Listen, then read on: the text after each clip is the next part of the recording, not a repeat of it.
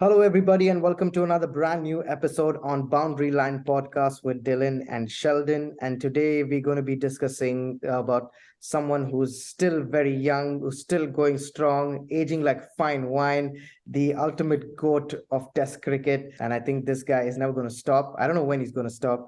And it's none other than Jimmy Anderson, the GOAT, the eternal GOAT, the immortal GOAT, I should say. And yes, we're just going to be discussing today about some of those important moments, maybe some of those nice moments, so far in his life that he's played. He's had a wonderful career, if I may say so. I think if he's playing from 2003, if I'm not mistaken, Sheldon, 2003, right? Yeah, And these stats are it's just so impressive, super impressive. And I'm just going to read them out, right? It's 178 matches, 682 wickets at an economy of 2.78.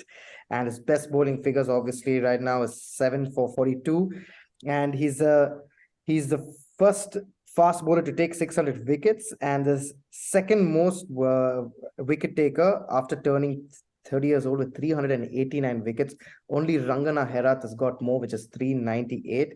And I still remember that dream debut of his, Sheldon, at Lord's. What a wonderful run he's had so far. But any idea when is he going to stop? that's a good question, Dil. I think long after we are gone, you'll still be playing and still bowling, with the Duke's ball in England, probably opening with one of Broad's children, down the line. But yeah, Joe Root's son batting with him. Yeah. Who knows? Maybe Jimmy will be batting up the order there. He always rates his batting with those reverse sweeps he always does. Yeah. But yeah, Dil, I was thinking of James Anderson moments, right? And there's lots with the ball, but one I remember with the bat, and I know not many will remember, but this was actually in 2009. It was the first Ashes Test in Cardiff, okay?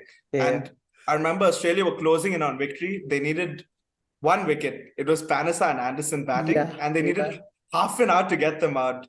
And that was just drama. I remember Pointing was there, scratching his head. Nathan Ortiz was bowling, and somehow Jimmy and Panessa just batted it out and drew that game. And the celebrations were wild. And I remember, I think Cook and Collingwood were training Anderson and Panessa before the game how to block it up. And it was just insane. And Jimmy's had a lot of bowling moments, but I think that's one of my favorite moments of Jimmy, him batting and just blocking it out, for England. Yeah. Back in the day. Back in the day, right? Back in the day seems like, 2009 seems like 11, 12, more than 12 years ago, right? That's absolutely insane to think that he's been playing for so long. But what I want to ask you, Sheldon, and kind of discuss here is that, he first came into the team in white ball, we all know, and how he used to play. I think he played the World Cup also in 2011. Before that, he was there in the team and he was doing good, but he sort of made that choice earlier, very early on that, okay, this form is not going to be for me. If I need to become like the best in the world, I need to stick to red ball. How important was that for him, do you think, to make that decision? And even for any fast bowler for that matter, because, England were really looking good in the in white ball and everything like that. And he just left that space, right? Yeah, Dylan, and I think that'll be more rare to see nowadays, especially. Because, there wasn't as much franchise cricket back then when he did retire. Yeah. And so, but now you see, and that'll be such a rare thing for people to retire, from white ball to play Test cricket. That's such a big call to make. I feel that helped his career a lot. You look at how many months off he has, in fact. Like England played in the summer and then they had 3 months off from Test cricket. So he has time to, train, regroup, take a long break. Even if he plays 2 matches or 3 matches in a row, it's okay for him because then he'll have 3-4 months. But if he was playing all the formats and you see how many fast bowlers get injured now. Like we had spoken about Kyle Jamieson in one of our earlier podcasts, and now he's struggling. And how young is he? And Jimmy's 40. Exactly. How rare does Jimmy get injured? Like when last did we hear of him getting injured, right? Exactly. Yeah. I don't kind of remember when was the last time we heard that Jimmy Anderson is like out of this test series. I think it was one of the Ashes that he wasn't playing. I remember, and he 2019. He was very unhappy with it. He was not going to play, and people were saying that yes, this could be his last Ashes over here, and go to Australia, and there he's there in the team. And I was like, what the hell, man? This guy is he's just so great. And just want to mention something over here that for a fast bowler to go on, you've got the likes of so many fast bowlers there. We've seen the great fast bowlers like Dale Steyn, Alan Donald, all these guys. They've the amount that they have played is so much. And biggest example I would say is like Dale Steyn, right? He's played like T20. He plays a lot of ODIs. He played like Test cricket, but how much goes into that? You got to train every day, and there's heaps and heaps of things that you need to do, right? But James Anderson, the way he's made that choice and decided that, yes, I'm going to stick to one form of the game, whether it's going to be white ball or red ball, and I'm going to be the best in this, and I don't care, whatever comes my way, whatever distraction that may come, in the form of T20s and things like that. And, but he said, no, I'm going to just concentrate on this. So that's what I kind of admire of the guy. And it's just the hunger that he has to play and take wickets. And man, to be the second highest wicket taker after turning 30 years old is something, man. 389 wickets, 390 wickets is like a big thing, right? And that just goes to show about the hard work he puts in, dedication. Also, I think you got to go, and even though you're not playing for 1 or 2 months, you got to go in there every day to the gym, keep your body fit and everything like that. So I really admire those things about him. But do you have anything else, Sheldon, that you would like to share, something about Jimmy that that the others may not know? Yeah, especially after his start, as you said, he started in 2003, but he was actually dropped for a while from the side. And then he returned, as we discussed in the New Zealand series, where him and Broad actually came back into the side. Yeah. But yeah, that's the thing. He was on and off until then, but then he became a regular. And I think one of James Anderson's best series, and for England especially, is away in Australia. As we know how they usually do that, it's usually awful. But in 2010 and 2011, when England won that, and Jimmy Anderson was just brilliant. I can just remember some of those balls he bowled to Michael Clarke and Brad Haddin, and he was just leading the attack like a pro. And to think also Stuart Broad got injured early in that tour. Exactly. So there was a lot of pressure on James Anderson, and he had gotten 24 wickets in that series. He was the top wicket taker. Yeah. Top wicket taker in the season. And it's amazing. There's still people who say, oh, man, it's only at home. How hard could it be to swing the ball? And I always look at that and I'm like, whenever I see him away, he's pretty good as well. I mean, how many times we see him, and the fact that he still wants to travel away and play in places. He traveled to Pakistan, Dil. Those are the flattest pitches on the planet. That ball to Rizwan, I think we remember, Dil, in the series recently. How did he get that ball in Pakistan? Beauty of a ball. That just goes to show that, man, you can be like the fastest bowler on this planet. You can be like the big name, you can be like whatever you want. But this is art. This is like pure masterclass, in swing bowling and fast bowling, right? And that ball was, like you said, was absolute beauty to Rizwan. And even Rizwan was like, damn, what the hell just happened? From where did that come? The pitch was flat AF, and this guy just swung the ball in like crazily, right? And another thing that I think he faces a lot, people tend to mock him sometimes and say that he can only bowl in home conditions, he can only bowl when it's overcast and things like that on the pitches that are green tops and things like that. But man, I've seen so many test matches that he has come on the flattest of wicket. Example, we just gave that example, right? And he's done so well. And I remember in that 2011, 2012, when England came to India for that series. Apart from Swan and this one, who was the other spinner there? Monty Panesar, I think. Panesar. How good was Anderson in that? No one talks about the contribution about Anderson in that series.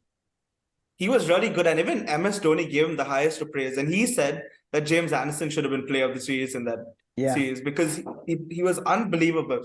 And so often he gets pushed aside in that series, and you think it was only the spinners or it was only KP and Alistair Cook, but Anderson bowled superbly well as well in that series. He got some big wickets. I think he got Sachin out a couple of times in that series as well. Yeah, and he was just brilliant. And in places like India and Pakistan, for seamers, it's usually tough, and for him to do it there, and even the recent tour in India in 2021, right? In that one game England won, Anderson was brilliant. I think he bowled that over to where he got Gill and Rehane both bowled. And that was also one of those balls, like he bowled to Rizwan, he got Rehane out. Yeah, that was just Jimmy at his best. Like for him to get those type of deliveries there, it's just like unbelievable. And just the hunger and appetite for him to, like, just to play even after so long, right? He came on that Indian tour, and again, you thought, like, it's going to be difficult for him to take wickets, but then again, he proved to everyone that, like, he's still got it in him.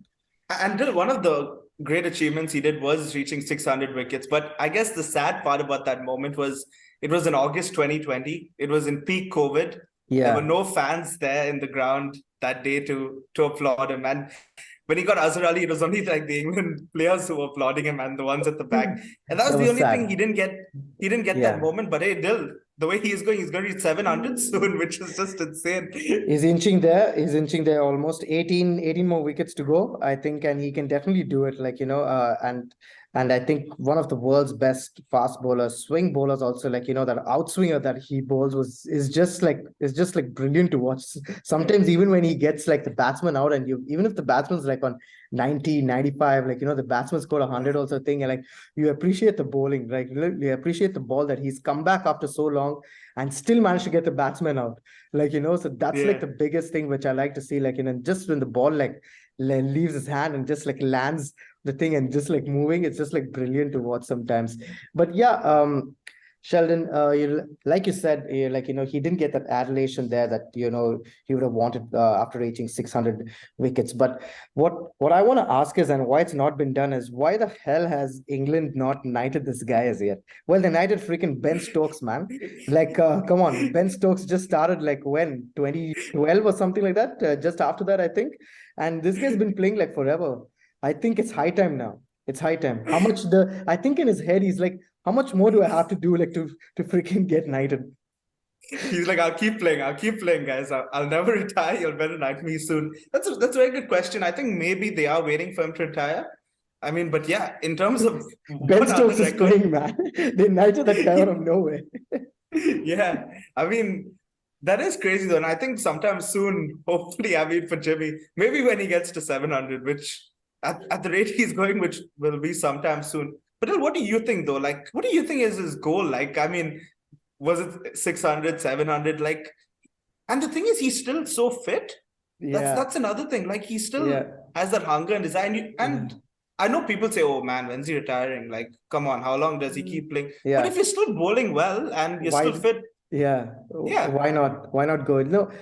Interesting thing that you asked that, like, what's his goal? Like, because I was thinking, like, he may retire after that Ashes, which was played, because, I mean, come on, he became the first seam bowler to take 600 wickets, and, like, he's the second highest thing and all that, all those records that he's got and all the stats, like, one of the best economy rates and bowling average, blah blah blah. But I don't think so he's going to stop. I mean, I don't know, probably 750. Like, I think he wants to make it really difficult for anyone to come close to him, like, unless he's got like a lot of records under, maybe. But of course, no one plays for the records. Like, you just go on and play how much ever you can. And that's the beauty of James Anderson. And I think people, more often than not, all over the world, people talk about Anil Donald, how good he was, Wasim Akram, how good he was, Courtney Walsh, Dale Steyn, but Dale Steyn himself said that, man, that guy playing at this age and still managing to take wickets and bamboozling like batsmen, that says a lot about the guy. Like, you got to give credit where credit is due,